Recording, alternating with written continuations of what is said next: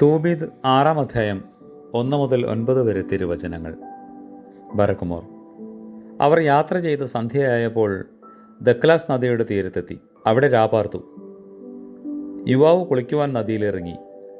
അപ്പോൾ ഒരു മത്സ്യം നദിയിൽ നിന്ന് മേലോട്ട് ചാടി. അത് ആ യുവാവിനെ വിഴുങ്ങുവാൻ ശ്രമിച്ചു. മാലാഖ അവനോട്, "ആ മത്സ്യത്തെ പിടിക്കൂ" എന്ന് പറഞ്ഞു. യുവാവ് അതിനെ പിടിച്ച് കരയിലെടുത്തിട്ടു. മാലാഖ അവനോട്, "അതിനെ കീറി അതിൻ്റെ ചങ്കും കരളും കൈപ്പയും എടുത്ത് ഭദ്രമായി സൂക്ഷിച്ചു വെക്കുക" എന്ന് പറഞ്ഞു. മാലാഖ അവനോട് പറഞ്ഞതുപോലെ അവൻ ചെയ്തു. അവർ അതിനെ പൊരിച്ച് തിന്നതിന് ശേഷം അക്ബാത്തോസിനോട് അടുക്കം വരെ യാത്ര ചെയ്തു. യുവാവ് മാലാഖയോട്, "അസറിയ, എൻ്റെ സഹോദര, മത്സ്യത്തിൻ്റെ ചങ്കും കരളും കൈപ്പയും എന്തിനാണ് എന്ന് ചോദിച്ചു.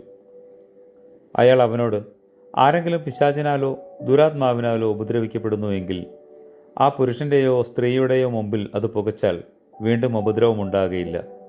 കയ്പ കണ്ണുകളിൽ പടലമുള്ളവന് പുരട്ടിയാൽ അവന് സുഖം കിട്ടുകയും ചെയ്യും" എന്ന് പറഞ്ഞു. കർത്താവേ, ദുഃഖങ്ങളുടെ കാലത്ത് നീ ഞങ്ങൾക്ക് ആശ്വാസവും അപകടകാലത്ത് നടത്തിപ്പുകാരനുമായിരിക്കണമേ. ആമേൻ.